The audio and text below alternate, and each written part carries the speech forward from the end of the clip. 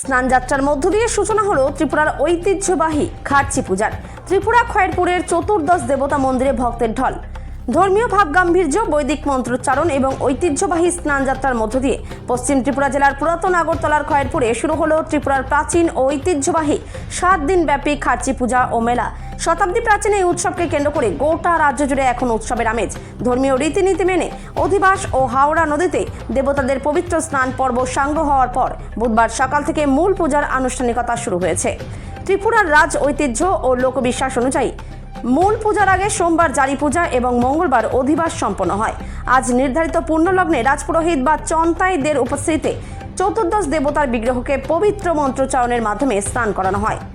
স্নানযাত্রা সম্পন্ন হওয়ার পর দেবতাদের শোভাযাত্রা সহকারে পুনরায় মূল মন্দিরে ফিরিয়ে এনে রাজকীয় মর্যাদায় সিংহাসনে অধিষ্ঠিত করা হয়। ত্রিপুরা থেকে বিক্রম কর্মকারের রিপোর্ট, বিগ নিউজ বাংলা। নমস্কার, আমার নাম শরদিন্দু চক্রবর্তী, মন্দিরের চণ্ডী পাঠক। আমার সাথে মহারাজ দুর্গা মানিক চন্তাই। এখানে আমরা দুজনে মিলে এখানে পূজা করি। এখানে পূজার বিশেষত হচ্ছে খার্চি পূজাকে কেন্দ্র করে। খার্চি পূজা দেশবাসীর মঙ্গলের জন্য, আমাদের আগাম বার্তা মঙ্গলবাসীর জন্য মঙ্গল হয়, তার জন্য আমরা এই পূজাটা আমরা করি। আমাদের জেলা শাসক ডিএম সাহেব এবং আমাদের মেলা কমিটির চেয়ারম্যান যে রতন চক্রবর্তী অনেক আমাদের সাহায্য করেছে মেলা সুন্দরভাবে করার জন্য। আপনাদের জাতিকে বলছি যে আপনারাও আমাদের সাহায্য যদি করেন তাহলে মেলাটা খুব সুন্দর হবে। কালকে সন্ধ্যার সময় মায়ের স্নান যাত্রা গেছে 6:15 আজকে সকাল প্রাতঃ 6:15 থেকে স্নান যাত্রা শুরু হয়েছে এবং এখানে দেখা যাচ্ছে 7:08 মধ্যে আমরা স্নান যাত্রা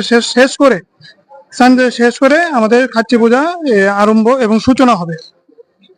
সেখানে পাশাপাশি এখানে যেমন রাষ্ট্রীয় স্যালুট দেওয়া হয়েছে রাজাকে, রাজ্যবাসীর মঙ্গলের জন্য যে রাজার নামে যে পূজা করা হয় সে রাষ্ট্রীয় স্যালুট আমাদের মহারাজ চন্তাই পায়।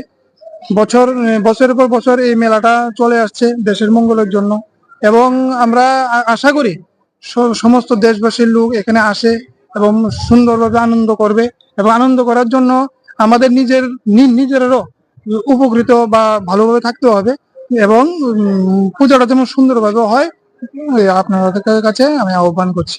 নমস্কার। দিনের হয় এই পুজোটা মূলত 7 দিন ব্যাপী হয়।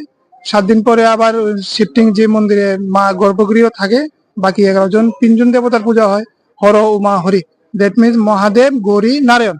বাকি 11 জন দেবতা গর্ভগৃহ থাকে, তারা 7 দিন পূজা পায় না। তারা 12 মাস পূজা পায় না। 7 দিনের জন্য তারা বের হইব। যেমন আজকে 22 তারিখ থেকে শুরু করে 28 তারিখ পর্যন্ত মেলা। 29 তারিখ মেলা শেষ করে পাট তোলা হয়ে মা আবার গর্ভগৃহে চলে যাবে। এখানে 14 দেবতার পূজা করা হয়। 14 জন দেবতার পূজা করা হয়।